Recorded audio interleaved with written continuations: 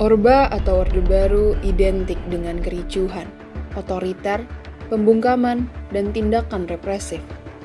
Teror serta intimidasi dikeluarkan oleh pemerintah kepada masyarakat yang berani bersuara dan berpikir kritis. Semenjak berawalnya Orba, gelombang demonstrasi mahasiswa dan unsur masyarakat lainnya terus turun ke jalan.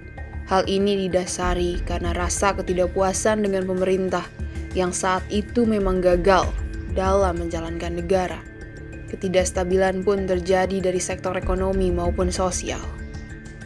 Dua momentum besar tindakan represif aparat pada rezim Orba antara lain adalah peristiwa Trisakti 12 Mei 1998 serta peristiwa kerusuhan Mei 13 hingga 15 Mei 1998. Kedua kasus tersebut merupakan kepingan masa lalu yang menggambarkan kelamnya sejarah bangsa. Runtuhnya Orba dibayar dengan tumbangnya 4 putra bangsa oleh peluru kekuasaan. Nama-nama mereka terukir sebagai pahlawan reformasi yang menghiasi langit merah Jakarta. Brutalisme aparat dengan dalih keamanan negara seolah menjadi restu akan pelanggaran hak asasi manusia. Sehari setelah tragedi Trisakti, gejolak terhadap sentimen rasial menambah daftar panjang peristiwa kejahatan kemanusiaan. Perampasan harta benda, pemerkosaan terhadap perempuan yang tak berdosa, dan pembunuhan keji menjadi bukti hilangnya nurani di tanah Ibu Pertiwi. Kita semua sepakat bahwa dua momentum tersebut telah cukup menegaskan diri kita untuk menyatakan sungguh tumpul refleksi sila kedua Pancasila di dalam pelaksanaan rezim Orba. 23 tahun pasca reformasi dan tindakan represif aparat masih saja terjadi.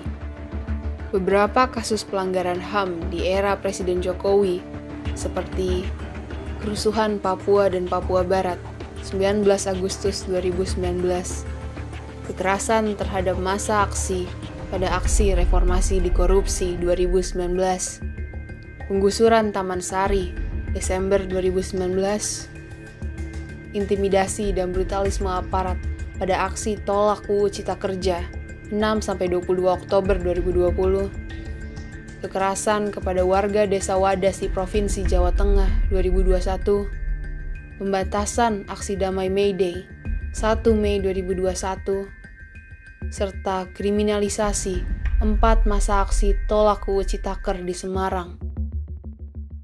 Era otoritarianisme selama 32 tahun kepemimpinan rezim Orde Baru memang telah runtuh.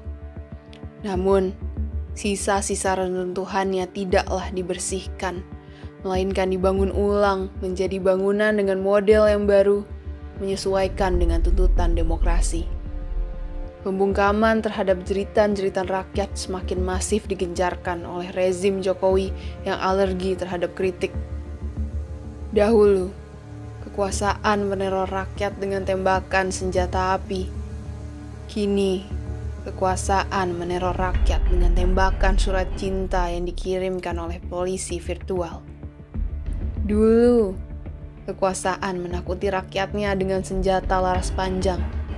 Kini, kekuasaan menakuti rakyatnya dengan senjata undang-undang multi-interpretasi.